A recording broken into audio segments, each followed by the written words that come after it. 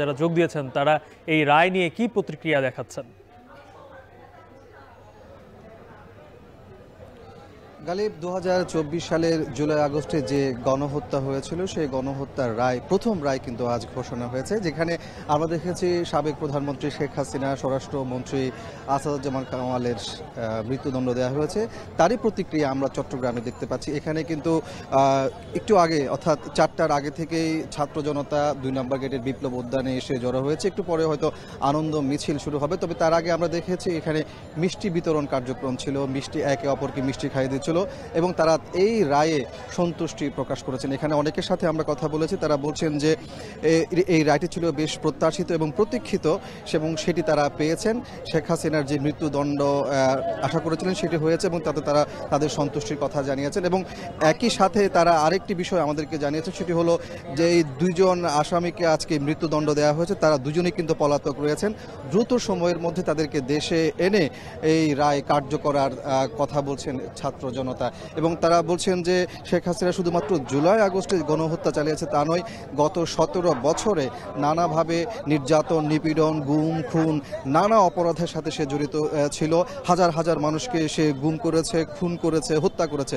এই সব কিছু মিলিয়ে তাকে আজকে যে মৃত্যুদণ্ড দেওয়া হয়েছে সেটি একবার নয়, কয়েকশোবার মৃত্যুদণ্ড দিলেও কিন্তু শেষ হবে না, এমনটি কিন্তু এখানকার ছাত্র জনতা তাদের প্রতিক্রিয়ার মাধ্যমে জানাচ্ছেন। ডিজাইন, এলিগেন্স, বিউটি, সেরা পণ্য সবার জন্য জেভিকো। একটু পরেই মূলত আনন্দ মিছিল শুরু হবে। এখানে ছাত্র জনতা জড়ো হচ্ছেন বিভিন্ন জায়গা থেকে, কিন্তু তারা শিক্ষা প্রতিষ্ঠান, চট্টগ্রাম বিশ্ববিদ্যালয় থেকেও কিন্তু অনেক ছাত্র এই আনন্দ মিছিলে যোগ দেওয়ার জন্য এখানে এসেছেন। তো সব কিছু মিলিয়ে বলা যায় যে তারা বেশ উৎসাহ উদ্দীপনা নিয়ে এখানে এসেছেন এবং তারা উচ্ছ্বাস প্রকাশ করছেন যে প্রত্যাশিত তারা রায় পেয়েছেন। তবে এই রায় যেন দ্রুত কার্যকর করা যায় সেটির জন্য সরকারকে কার্যকরী পদক্ষেপ নেওয়ার কথাও বলছেন তারা। তো সব কিছু মিলিয়ে বলা যায় যে চট্টগ্রামে কিন্তু ছাত্র জনতা এই রায়ে তাদের সন্তুষ্টির কথা জানিয়েছে, মিষ্টি বিতরণ করছেন, আনন্দ মিছিল করছেন এবং একই সাথে তারা এই রায় যেন দ্রুত কার্যকর করা যায় সেজন্য সরকারকে পদক্ষেপ নেওয়ার আহ্বান জানাচ্ছেন। গালিব, চট্টগ্রাম থেকে যুক্ত ছিলেন কাজী মাহফুজ, জানাচ্ছিলেন সেখানে রায়ের পর যে বিজয় মিছিল করছেন ছাত্র জনতা তার সর্বশেষ রায় ঘোষণার পর আনন্দ মিছিল ও মিষ্টি বিতরণ করছে বিএনপি নেতাকর্মীরা।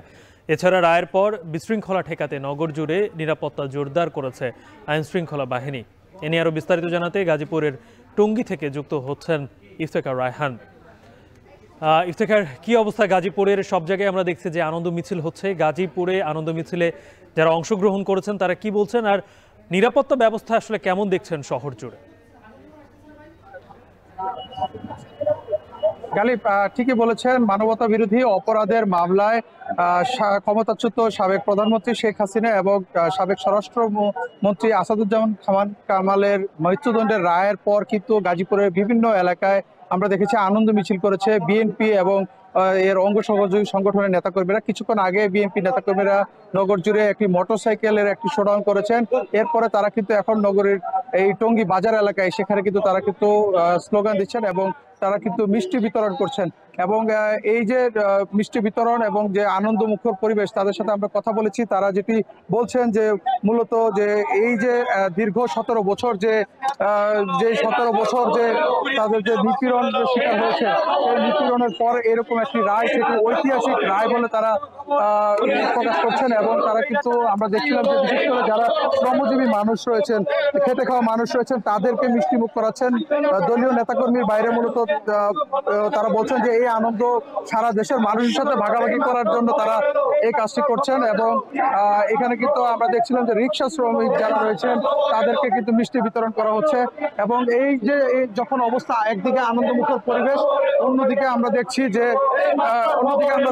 এখানে যারা আইন শৃঙ্খলা বাহিনী যারা সদস্য রয়েছেন তারা কিন্তু এখানে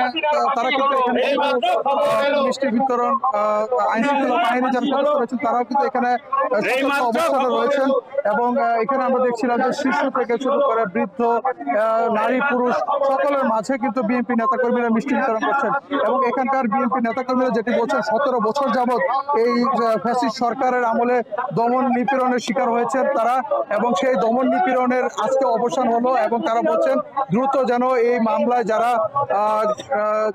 যাদেরকে ফাঁসির রায় দেওয়া হয়েছে অর্থাৎ সাবেক প্রধানমন্ত্রী শেখ হাসিনা এবং স্বরাষ্ট্রমন্ত্রী আসাদুজ্জামান খান কামালকে বিদেশ থেকে দেশে ফিরিয়ে এনে তারপরে কিন্তু তাদের ফাঁসির রায় কার্যকর করার জন্য কিন্তু তারা কিন্তু দাবি জানিয়েছেন। তো এই ছিল আমার কাছে গাজীপুর থেকে বিএনপি নেতাকর্মীদের মিষ্টি বিতরণ এবং আনন্দ মিছিলের সবশেষ তথ্য। গাজীপুর থেকে যুক্ত ছিলেন ইফতেখার রায়হান, জানাচ্ছিলেন সেখানে আনন্দ মিছিল এবং মিষ্টি বিতরণের খবর।